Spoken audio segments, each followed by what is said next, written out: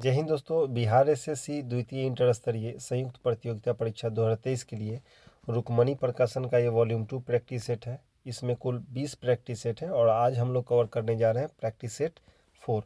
इससे पहले अगर आप लोगों ने प्रैक्टिस सेट 1, 2 और 3 का वीडियो नहीं देखा है तो डिस्क्रिप्शन बॉक्स में इसका लिंक डाल दिया गया है, आप लोग ज़रूर देखें। तो दोस्तों प्रैक्टिस सेट 4 का पहला प्रश्न है, 2024 ग्रीष्मकालीन ओलंपिक कहाँ आयोजित किया जाएगा। तो 2024 में ग्रीष्मकालीन ओलंपिक फ्रांस में आयोजित किया जाएगा। सऊदी अरब को 2034,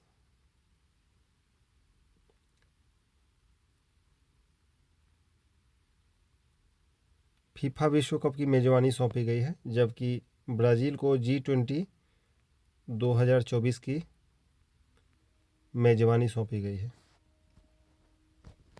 कुछ रेलेवेंस फैक्ट्स देख लेते हैं।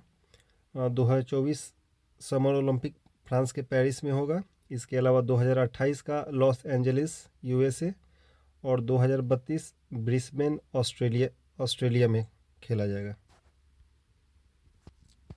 अगला प्रश्न है, अक्टूबर 2023 में भारतीय मूल के किस वैज्ञानिक को फैराडे पदक से सम्मानित किया गया है। तो 2023 के लिए फैराडे पदक आरोग्य स्वामी पॉलराज को दिया गया है, जबकि स्वाति नायक को नॉर्मल ई बोरलॉग पुरस्कार 2023 के लिए सम्मानित किया गया है। अगला प्रश्न है, भारत ने हाल ही में दिसंबर 2023 में किस देश के साथ अपने राजनयिक संबंधों के 50 साल पूरे होने का जश्न मनाया है। तो इसका आंसर है थाईलैंड के साथ 50 साल पूरा हो गया है राजनयिक संबंधों के। अगला प्रश्न है, सार्क के सदस्य देशों की संख्या कितनी है। तो सार्क के सदस्य देशों की संख्या है 8।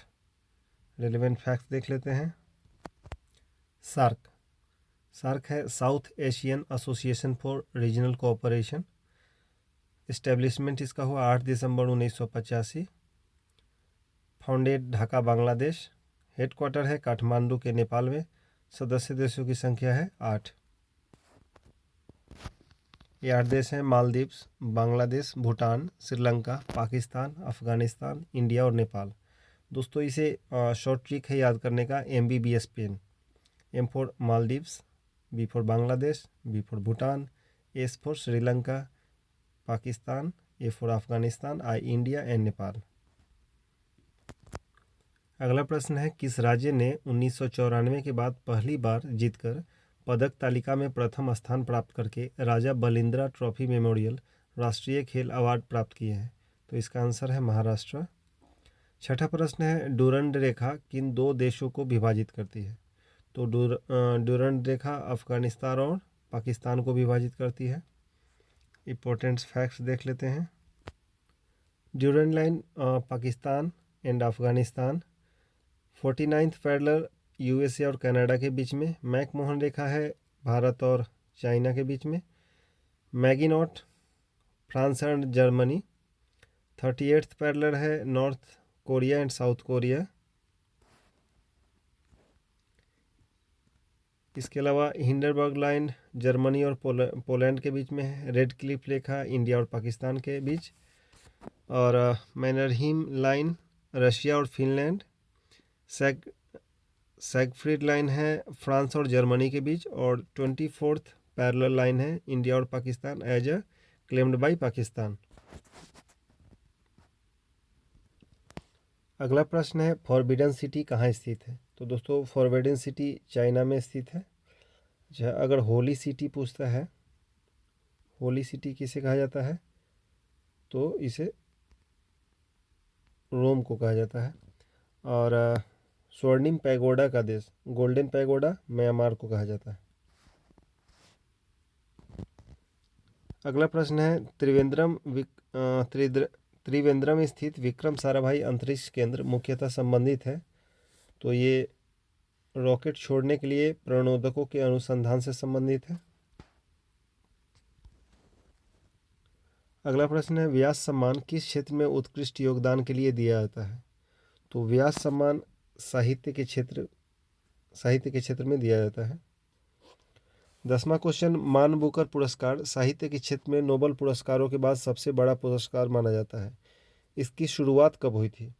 तो इसकी शुरुआत दोस्तों 1969 में हुआ था।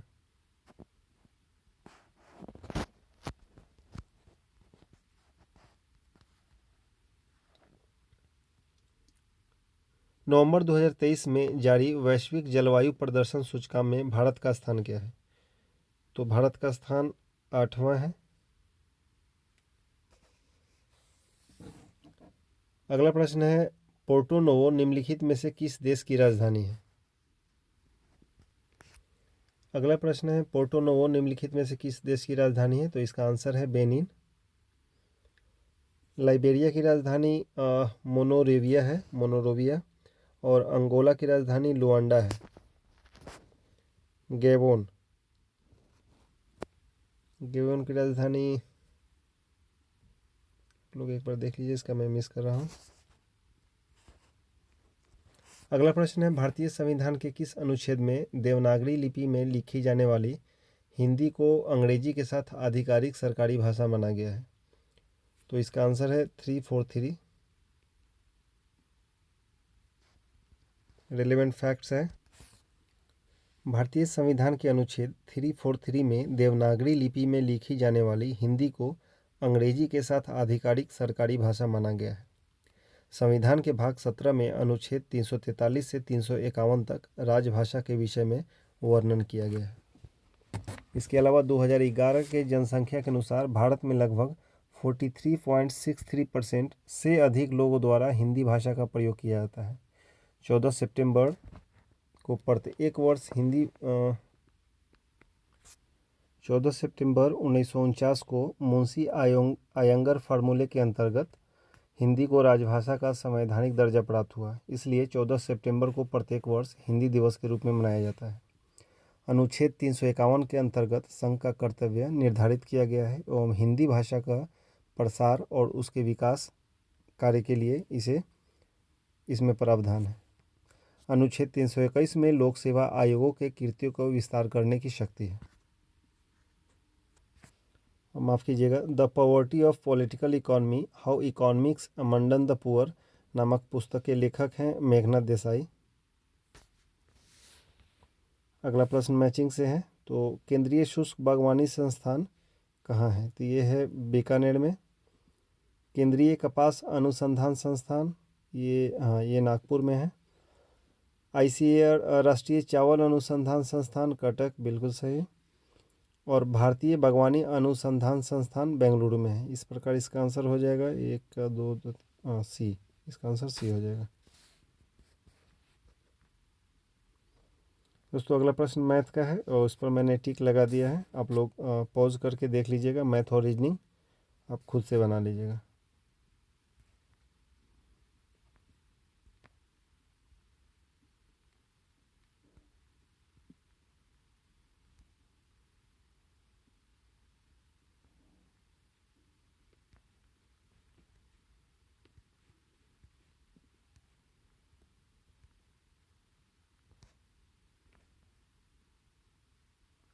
हम्म 31 है, राष्ट्रीय जनगणना में भारत देश के भीतर समूहों की पहचान नहीं की जाती है।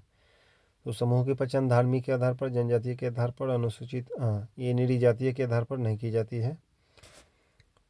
32 है, the roots of ancient India के लेखक कौन है? तो the roots of ancient India के लेखक हैं WA Fairservis. D K Chakrabarti the early use of iron in India के लेखक हैं 1992 में। इसके अलावा DP अग्रवाल द्वारा पाणिनि कालीन भारतवर्ष पुस्तक लिखी गई है। और अमलानंद घोष भारतीय पुरातात्विक सर्वेक्षण के महानिदेशक भी रहे हैं। इन्होंने अ गाइड टू नालंदा लिखा है, अ गाइड टू नालंदा, ये इम्पोर्टेंट है।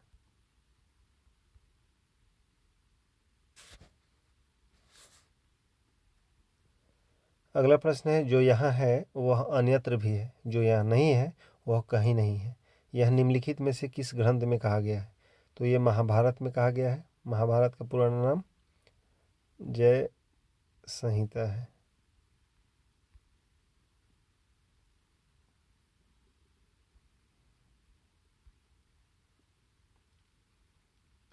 अगला प्रश्न है, निम्नलिखित में से किस एक्ट के द्वारा भारत के वायसराय को अध्यादेश जारी करने की शक्ति प्रदान की गई है? तो ये शक्ति प्रदान की गई है इंडियन काउंसिल एक्ट 1861।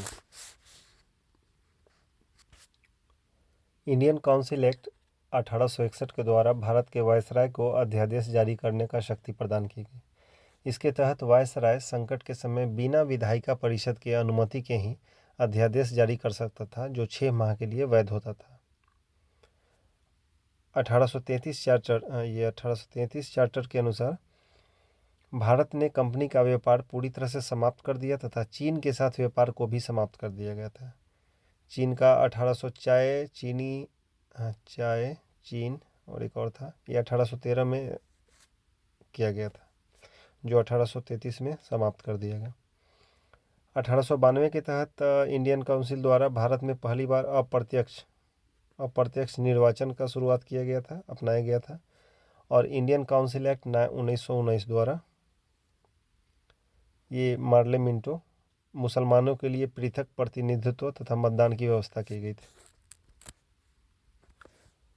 अगला प्रश्न है, हिंदू पौराणिक कथा के अनुसार समुद्र मंथन हेतु किस सर्प ने रस्सी के रूप में स्वयं को प्रस्तुत किया? तो इसका आंसर होगा वासुकी। दोस्तों, समुद्र मंथन कथा का उल्लेख भागवत पुराण, महाभारत और विष्णु पुराण में मिलता है। हिंदू पौराणिक कथा के अनुसार असुर राजा बलि तीनों लोकों का स्वामी बनकर अत्याचार करने लगा था। विष्णु जी के सलाह पर समुद्र मंथन से प्राप्त अमृत पान के लिए देवतागण ने राक्षस से समझौता किया। मंदराचल पर्वत पर मथनी तथा वासुकी नाग को नेति बनाया गया और विष्णु ने कच्छप अवतार लेकर मंदराचल पर्वत के ऊपर अपनी पीठ पर रख उसका आधार बनाया था। समुद्र मंथन में सबसे पहले विष निकला, जिसे महादेव जी शंकर भगवान पीकर नीलकंठ कहलाए।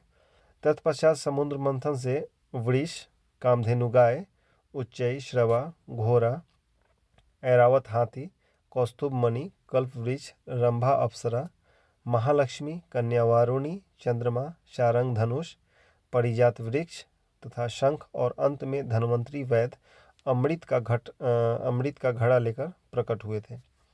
देवासुर संग्राम के तहत अमृत के सेवन करने के कारण देवतागण बलि को पराजित कर इंद्रलोक को दानव से वापस ले लिए थे।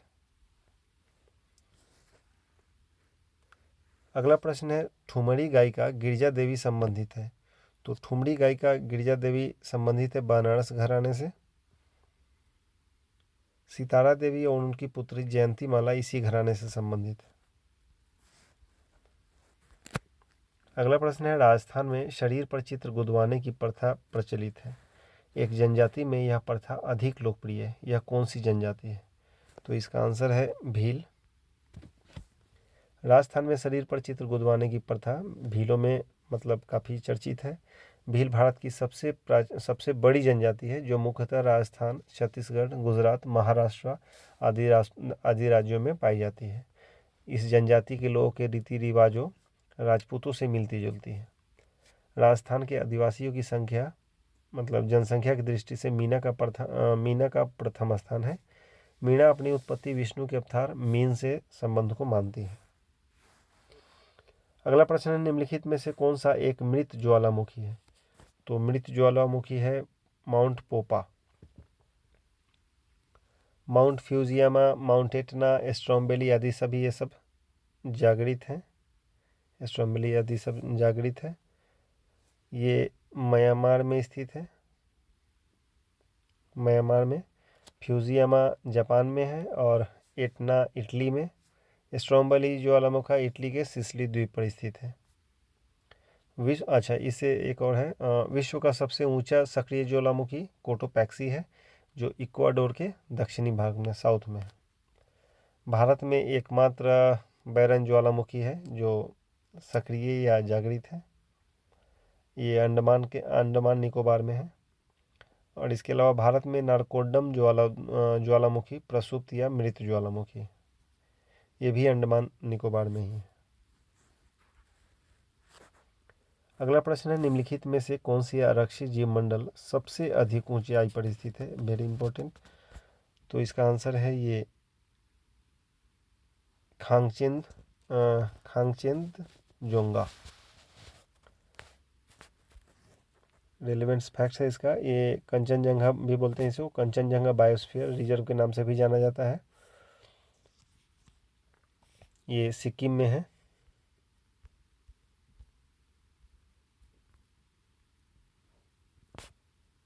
और अगर भारत का पहला जैव बायोस्फीयर है तो नीलगिरी है।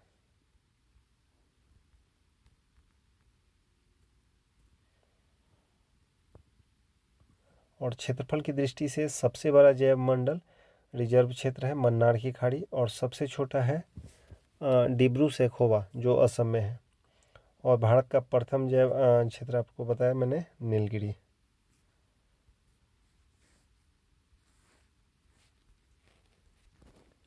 अगला प्रश्न है, किसी देश की मुद्रा का अवमूल्यन के लिए सलाह दी जाती है जब उस देश के निर्यातों का सामना करना पड़ता है हाँ, विदेशी बाजारों में लोचदार मांग का। अगला प्रश्न है, राष्ट्रपति द्वारा किस अवधि के पश्चात वित्त आयोग का गठन किया जाता है? तो इसका आंसर है बी, हर 5 वर्ष की समाप्ति पर। कुछ रिलीवेंट्स फैक्ट्स देख लेते हैं। फिनांस कमीशन कंपोजिशन इसका, एक चेयरमैन और 4 इसके सदस्य होते हैं। अपॉइंटेड बाय द प्रेसिडेंट, राष्ट्रपति द्वारा अपॉइंटेड किए जाते हैं। और इसका प्रावधान आर्टिकल 280 के तहत है। वित्त आयोग का गठन का प्रावधान है। ये क्वासी जुडिशियल संवैधानिक निकाय है। माफ कीजिएगा। वित्त आयोग के अध्यक्ष सदस्यों की नियुक्ति राष्ट्रपति के द्वारा की ही जाती है। और वित्त आयोग की सिफारिशों की प्रकृति सलाहकारी होती है। इनको मानने के लिए राष्ट्रपति बाध्य नहीं होता है। यह है, any other matter refer to it by the president in the interest of sound finance. इसके अगर पूछा जाए कि प्रथम वित्त आयोग के अध्यक्ष कौन थे, तो के सी नियोगी। अभी 15th वित्त आयोग है और इसके अध्यक्ष हैं एन के सिंह।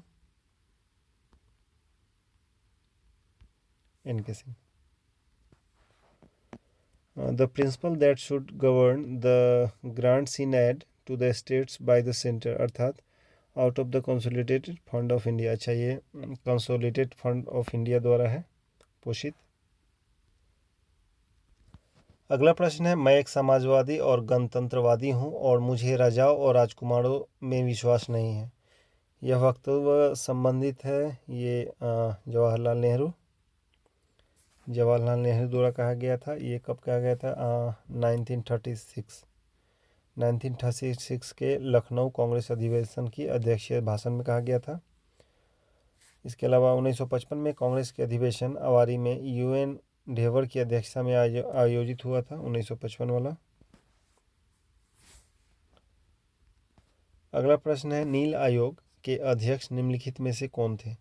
तो नील आयोग के अध्यक्ष थे WC सीटेनकर। आंसर होगा डी। अच्छा, नील विद्रोह कब हुआ था? नील विद्रोह 1859-60 में हुआ।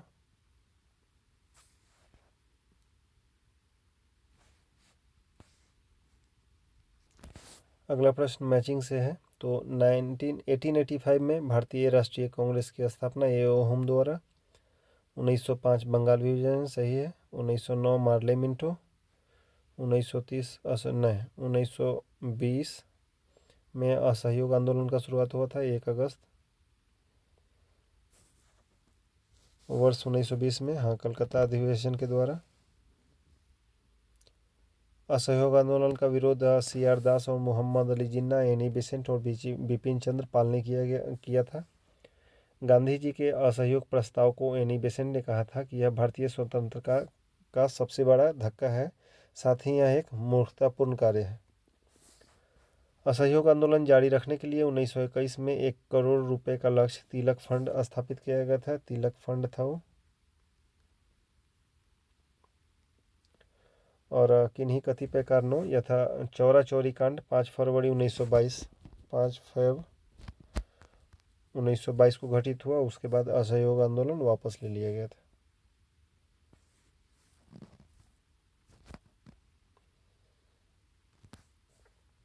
45 ही मैचिंग है। ये मौसम का भारतीय कैलेंडर के अनुसार महीनों के साथ मिलाना है, तो बसंत ऋतु। तो बसंत ऋतु है चैत बैसाख। चैत बैसाख के बाद जेठ आषाढ़ ग्रीष्म, वर्षा आषाढ़ सावन, श्रावण भादो और शरद आश्विन कार्तिक। तो इस प्रकार इसका आंसर हो जाएगा सी। अगला प्रश्न मैथ से है।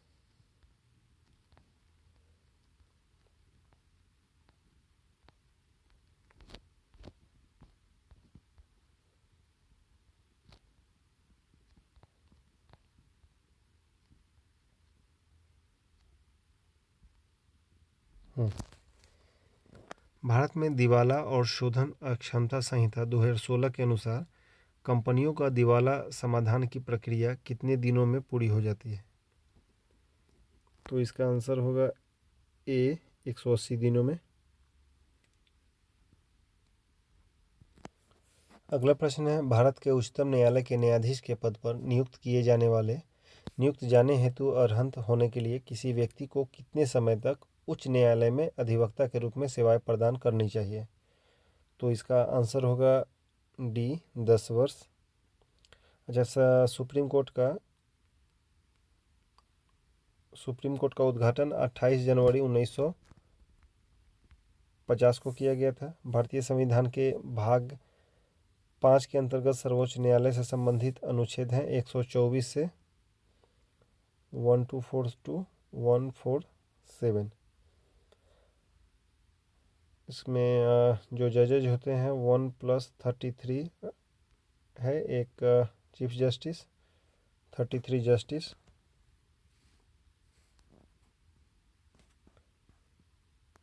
अच्छा, इन सब का जो सैलरी है संचित निधि से ही दिया जाता है।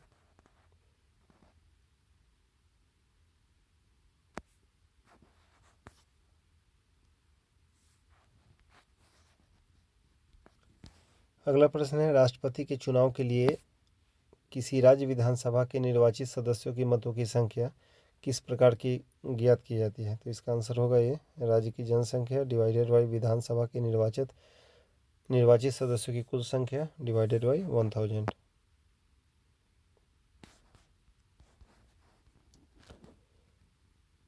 अगला प्रश्न है, भारतीय संविधान के किस अनुच्छेद में यह प्रावधान किया गया है कि राष्ट्रपति की सहायता करने और उसे सलाह देने के लिए प्रधानमंत्री की अध्यक्षता वाली मंत्रिपरिषद होगी, जिसकी सलाह के अनुसार राष्ट्रपति अपने कार्यों का निर्वहन करेंगे?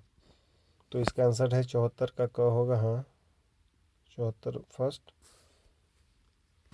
और अनुच्छेद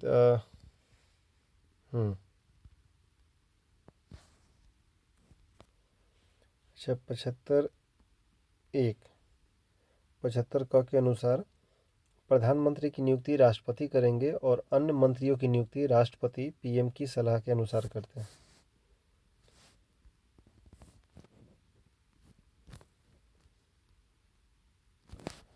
अगला प्रश्न है, होआ होआ आंदोलन के प्रणेता कौन थे? तो होआ होआ आंदोलन के प्रणेता थे ये फुइन फूसो। ये वियतनाम से संबंधित है। अगला प्रश्न है, एशिया के मरीज के नाम से किसे जाना जाता है? तो एशिया का मरीज कहा जाता है चीन को, और तुर्की को कहा जाता है यूरोप का मरीज। 67 है, भारतीय संविधान के अनुच्छेद 32 और 226 के तहत कितने प्रकार की रीट जारी की जाती है? तो ये 5 प्रकार की रीट जारी की जाती है। इसके फैक्ट्स देख लेते हैं। तो न्यायालय द्वारा जारी रीट के प्रकार हैं। सबसे पहला है habeas corpus, mandamus prohibition, writ of certiorari और क्यू वारंटो अधिकार परीक्षा। अच्छा, ये 1950 से पहले केवल कलकत्ता, बॉम्बे तथा मद्रास हाई कोर्ट द्वारा ही रीट जारी करने का अधिकार था। तो इस प्रकार से अनुच्छेद 32 तथा 226 के तहत 5 रीट बंदी प्रत्यक्षीकरण, परमादेश, प्रतिषेध लेख, उत्प्रेषण और अधिकार परीक्षा जारी की जाती है।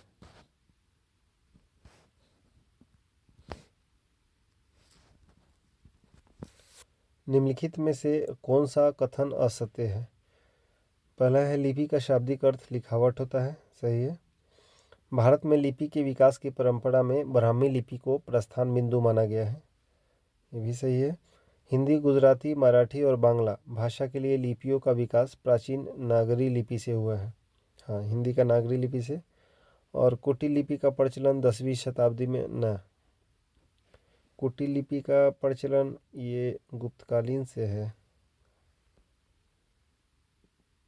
हाँ, ये इसे कुटिल लिपि को गुप्त लिपि कहा गया है। ब्राह्मी लिपि अधिकांश भारतीय लिपि की जननी मानी जाती है। अगला प्रश्न है, संविधान के किस अनुच्छेद में व्यवस्था की गई है कि प्रत्येक राज्य शिक्षा के प्राथमिक स्तर पर मातृभाषा में शिक्षा की पर्याप्त सुविधाओं की व्यवस्था करने का प्रयास करेगा? तो इसका आंसर 350 का होगा। अनुच्छेद आर्टिकल 350 रिलेवेंट फैक्ट्स है। भारतीय संविधान के भाग 17 में है, भाग 17 में 343 से 351 में राजभाषा संबंधी प्रावधान है।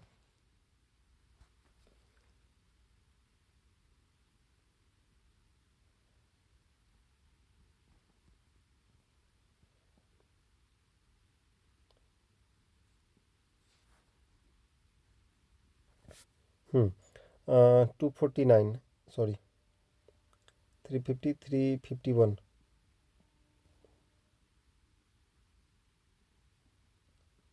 350 में प्राथमिक स्तर पर मातृभाषा में शिक्षण के लिए सुविधाएं हैं। और 351 हिंदी भाषा के विकास के लिए निर्देश दिया गया है 351 में।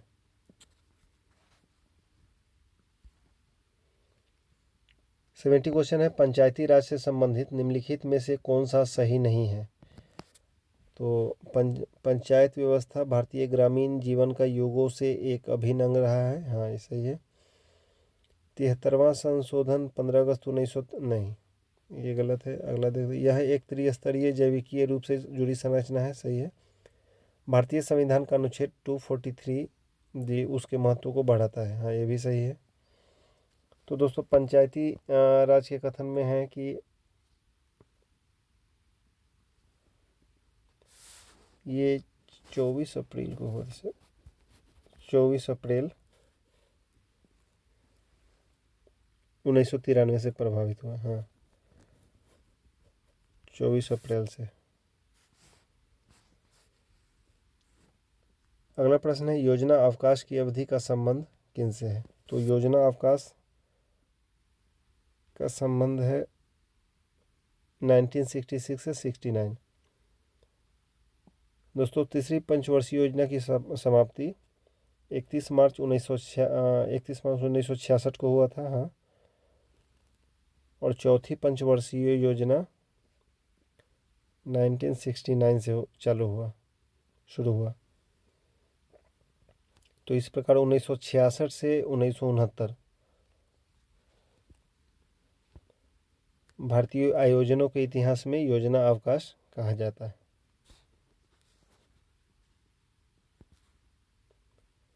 अगला प्रश्न है, भारतीय योजना के संदर्भ में निम्नलिखित कथनों पर विचार कीजिए। तो द्वितीय पंचवर्षीय योजना ने भारी उद्योग की स्थापना पर बल दिया, ये सही है। द्वितीय भारी उद्योग से संबंधित है। और तृतीय पंचवर्षीय योजना ने औद्योगिकरण की रणनीति के रूप में आयात प्रतिस्थापन की अवधारणा को, हाँ, ये भी सही है, दोनों सही है। तो इस प्रकार इसका आंसर है सी।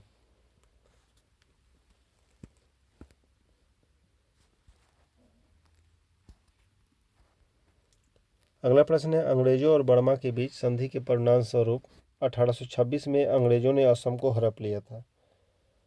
तो अंग्रेजों 1826 था, तो ये आंडवो की संधि थी, ये अंडाबो की संधि। सुगौली की संधि हुआ था 1816 में गोरखा और अंग्रेजों के बीच। और सालबाई की संधि हुआ था 1782 में, 1782 मराठों और अंग्रेजों के बीच में। अगला प्रश्न, नीति आयोग के विषय में निम्नलिखित में से कौन सा एक सही नहीं है? इसका गठन योजना आयोग के स्थान पर किया गया, ये सही है।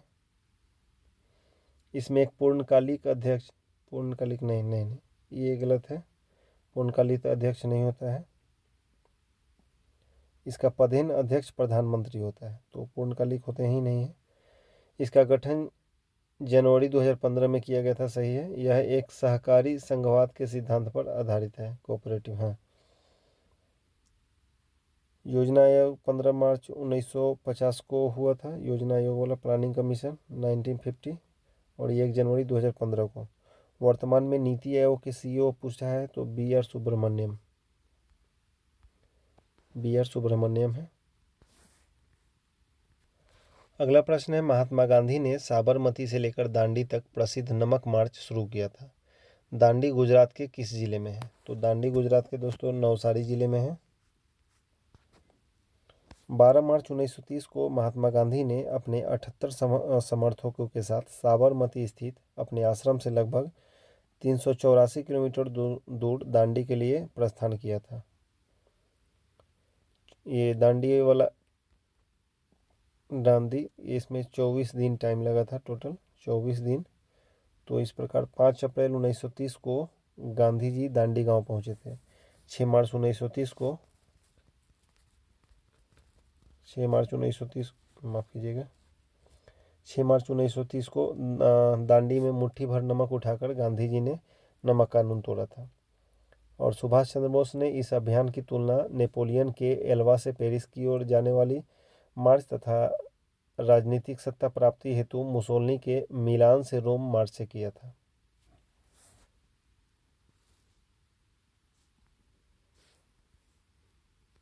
अगला प्रश्न रीजनिंग से है।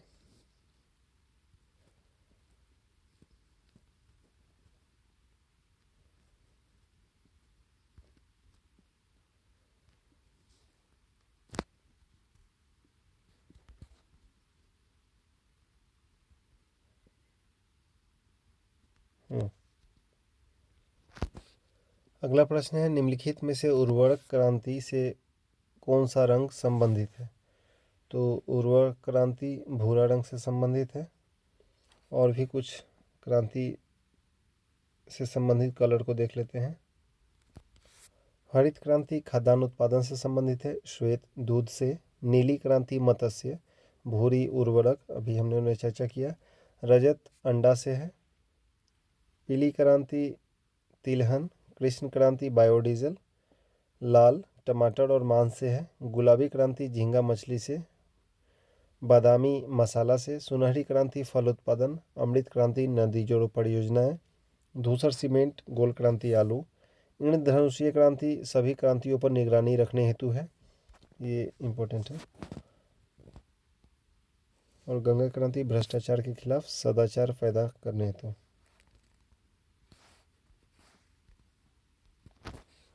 अगला प्रश्न है, असम और अरुणाचल प्रदेश को जोड़ने वाला भारत का सबसे लंबा सड़क सह रेल पुल क्या कहलाता है? तो ये बोगीबील ब्रिज है, इसको देख लेते हैं। दोस्तों ये बोगीबील ब्रिज का पिक्चर है। असम के डिब्रूगढ़ शहर के पास ब्रह्मपुत्र नदी पर इसकी लंबाई है 4.94 किलोमीटर। 21 साल में बनकर तैयार हुआ और 120 साल तक चलेगा। और ब्रिज दैट कट्स 170 किलोमीटर के चौड़ाई को 170 किलोमीटर की दूरी को केवल 5 किलोमीटर में बदल कर रख दिया है इसने। It might have taken 20 years, हम 21 साल लगा। द बोगीबील पीएम नरेंद्र मोदी द्वारा इनॉग्रेट हुआ। Some does a great job for saving time for the people in the northeast, which has long been infrastructure blind spot. The northeast region vision 2020 places a big premium on connectivity and projects the Bogiebil and the Dhola Sadia Bridge inaugurated last year for significant steps in the direction. Here is look of Bogiebil and other bridges that are making distance shorter in the northeast.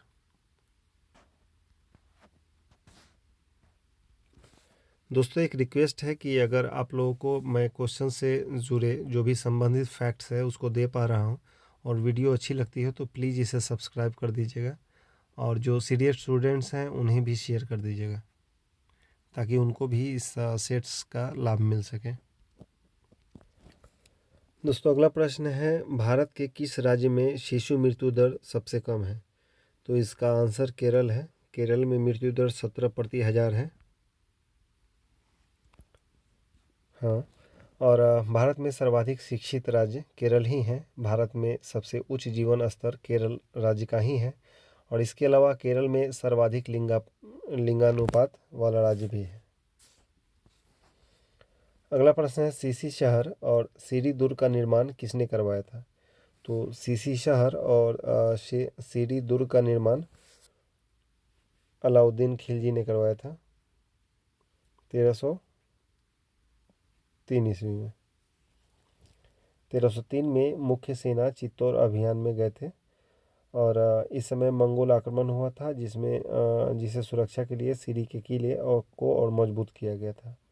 Alauddin Khilji ने 1303 में ही चित्तौड़ पर विजय प्राप्त किया था। अगला प्रश्न है, भारत में वन नीति 1952 का संशोधन कब किया गया था? तो इसका आंसर होगा 1988 में।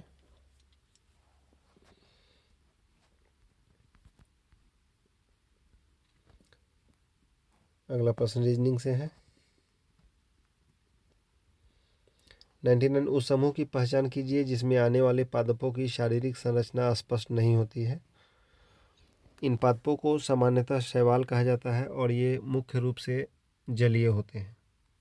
तो इसका आंसर है थैलोफाइटा। अगला प्रश्न है, एक तत्व के समस्थानिक आइसोटोप्स किस में भिन्न होते हैं? तो इसका आंसर है सी, न्यूट्रॉन की संख्या में। अगला प्रश्न है, मादा क्यूलेक्स मच्छर निम्नलिखित में से किस रोग की वाहक है? तो मादा क्यूलेक्स मच्छर फाइलेरिया से संबंधित है, इसका वाहक है।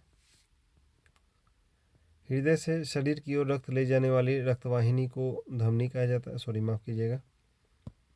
धमनियाँ छोटी नलियों में विभाजित होती है और ऊतकों तक पहुँचने पर वे डैश नामक अत्यंत पतली नलियों में विभाजित होती है।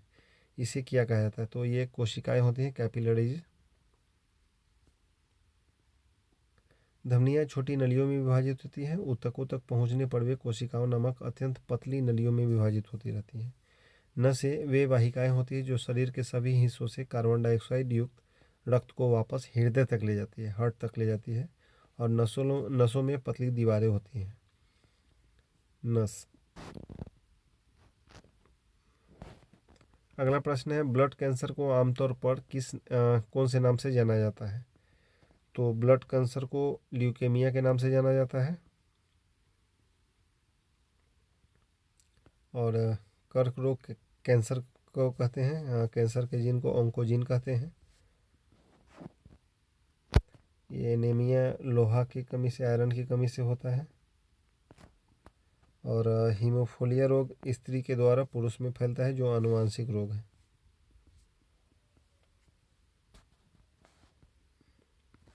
अगला प्रश्न है, मानव खोपड़ी में हड्डियों की संख्या कितनी होती है? तो मानव खोपड़ी में हड्डियों की संख्या 29 है। 29 होती है। और मानव शरीर में हड्डियों की संख्या 206। अगर बच्चों में पूछता है तो बच्चों में 300 है। और रीढ़ बैकबोन में 33 होता है। पसलियों की कुल संख्या 24 होती है। सबसे बड़ी हड्डी फीमर और सबसे छोटी हड्डी कान की स्टेपिज को कहते हैं। 105 क्वेश्चन मैचिंग से है।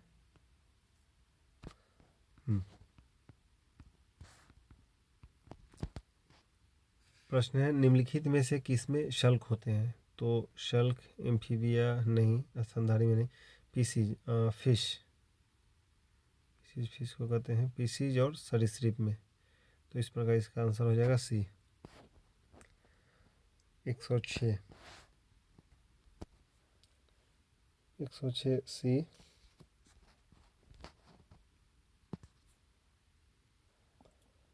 107 ए।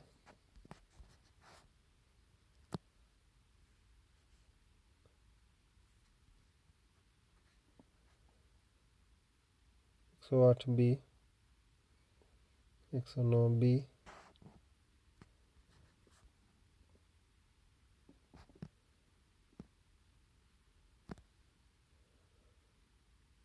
110 का D,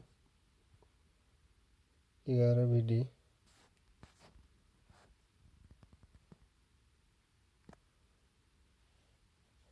12D, 13D,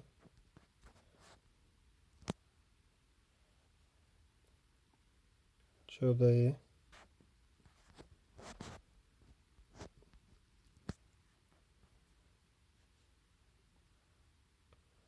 15A,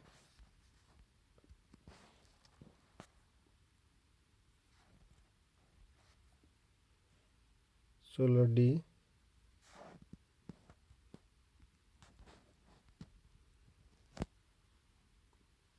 17C, 18C,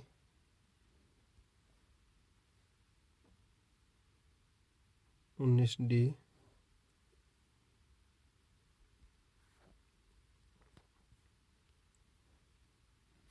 20B,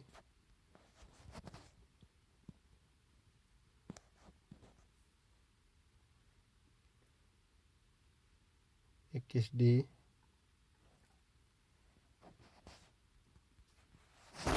22 का C,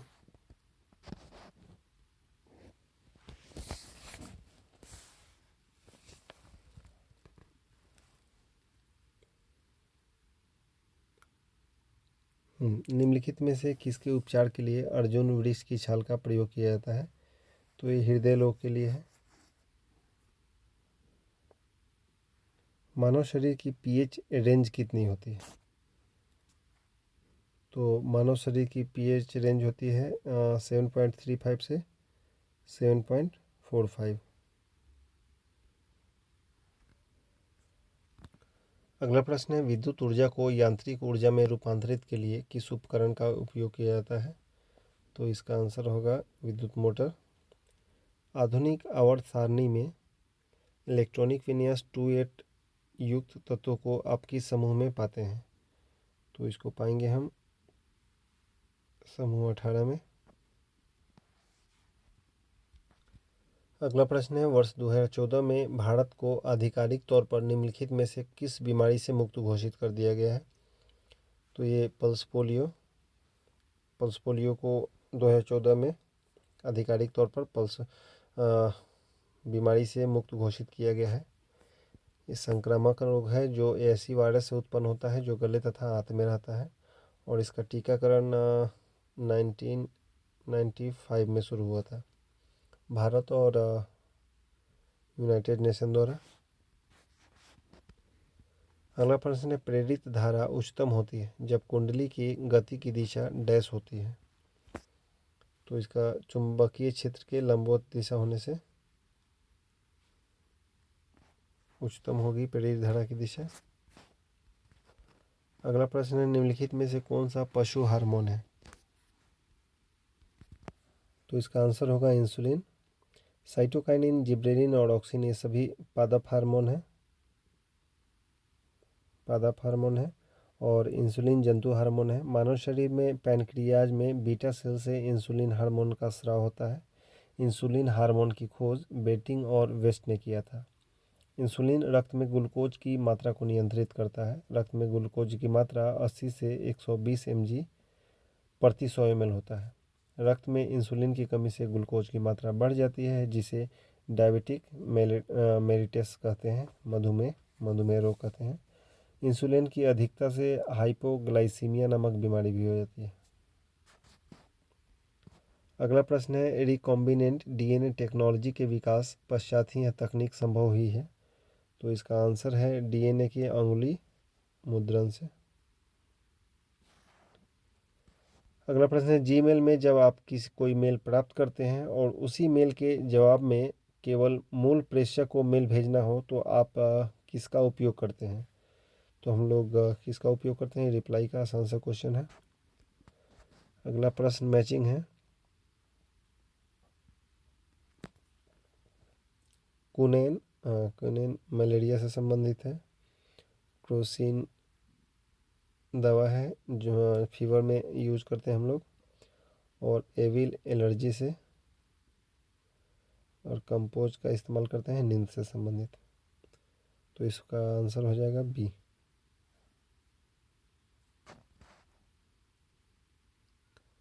मलेरिया मादा एनोफ्लिज मच्छर के काटने से होता है। और अच्छा, मलेरिया रोग से प्लीहा सबसे ज़्यादा प्रभावित होता है। और ये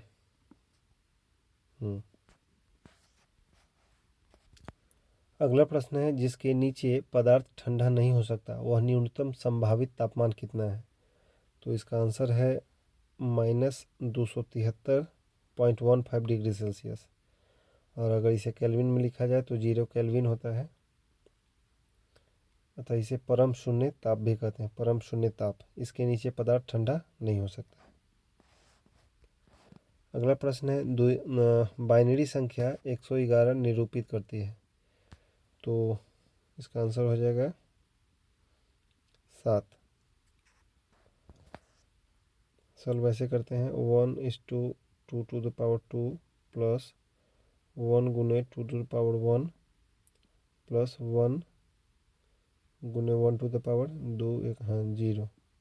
सॉल्व करेंगे तो इसका आंसर हो जाएगा 7। ये संख्या पत्ती जिसमें केवल 2 अंक 0 और 1 होते हैं उसे बाइनरी निकाय कहते हैं। बाइनरी संख्या पत्ती का आधार 2 होता है। इसमें 2 अवस्था होता है, 1 ऑन उच्च या 0 निम्न। जो डिजिटल परिपथ होता है जिसे बुलियन बीजगणित की सहायता से विश्लेषित किया जाता है, लॉजिक गेट कहते हैं। अगला प्रश्न है, बुलेट प्रूफ जैकेट के निर्माण में किस बहुलक पदार्थ का प्रयोग होता है? तो इसका आंसर होगा केवलर। बुलेट प्रूफ जैकेट के निर्माण में केवलर बहुलक का प्रयोग करते हैं। नायलॉन पहला व्यावसायिक रूप से सफल संश्लेषित है। और बैकेलाइट का एकल फिनॉल और फॉर्मेल्डिहाइड होता है। अगला प्रश्न है, कौन सी विद्युत चुंबकीय तरंग नहीं है? तो विद्युत चुंबकीय तरंग ध्वनि नहीं है। ये तीनों विद्युत चुंबकीय तरंगे हैं।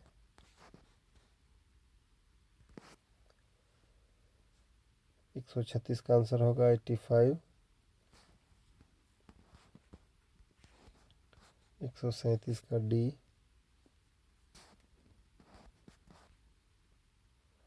स्टेटमेंट है, देख लीजिएगा। 138 का सी।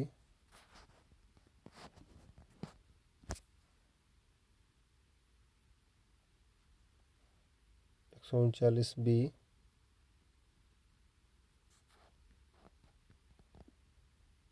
ये स्पष्ट नहीं है, इसका आंसर होगा ए।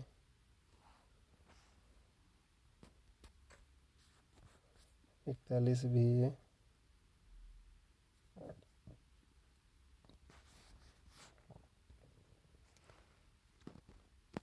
42 है।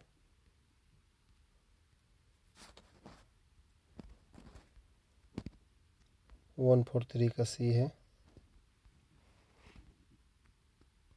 144 डी। 45 का ए।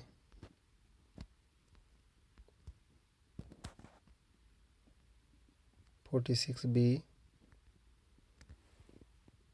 47 डी। 48 डी।